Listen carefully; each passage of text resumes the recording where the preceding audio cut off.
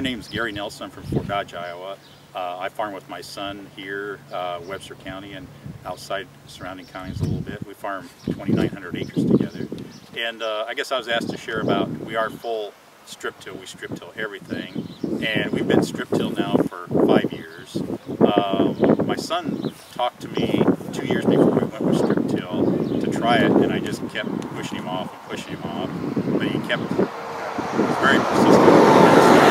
And finally, when diesel fuel went to $4 a gallon, I go, I'm ready, because our fuel bills were way too high. One other thing we're involved in is with the Iowa Learning Farm here in Iowa, and we do plot with them and have field days every year. And they challenged me to do 72 rows of no-till next to my conventional tillage, and I thought, okay, how much can I mess up in 72 rows and stuff? And so started that. In the first tour we had, I said, okay, this is no-till for dummies, because that's what I feel we are. We just started into it, but it went very well.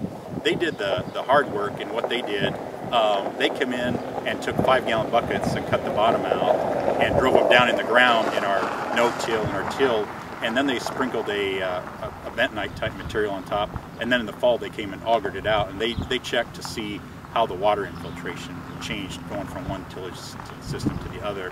And now that same plot, this is its 6th year, we still have the same 72 rows of no-till, and we have conventional till, and then we have everything else is strip till. And we started into strip till, and I felt finally it was time for that to be a viable tillage system.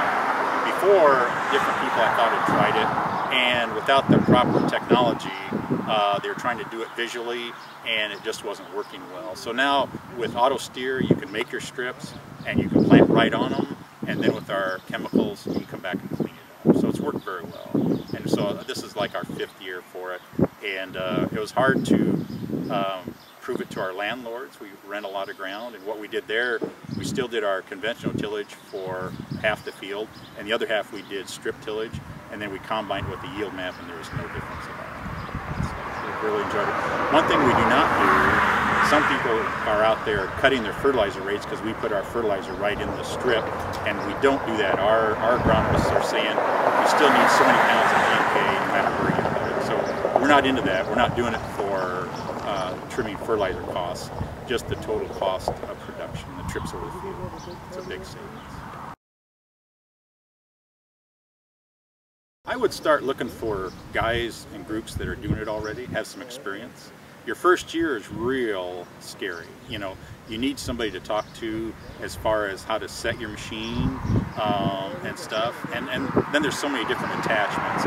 We're here in black heavy soil, and in my mind, there's 2 types of strip tillage machines.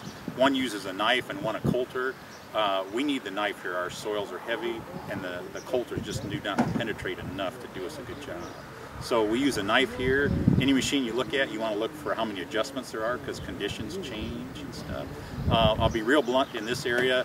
Strip till does not work in the mud, but nothing really works in the mud. You know, when it's muddy, these machines, you're not doing a good job. And you got to keep in mind your thought. When you're out there, you're preparing your seed bed. Everybody does a good job of precision getting their seed bed ready, but fall tillage is just, let's turn it black. That's the theory behind it. But with strip tillage, you're making your seed bed for the next year, and if you mess it up, it's a mess. You know? And ask advice of how to make your berms. You want them to be raised a little bit, because come spring the soil settles, and if your berms aren't high enough, you're going to be planting in a dip, and that's not good either. So, you know, look around for groups that are guys that are doing it. Everybody loves to share their information.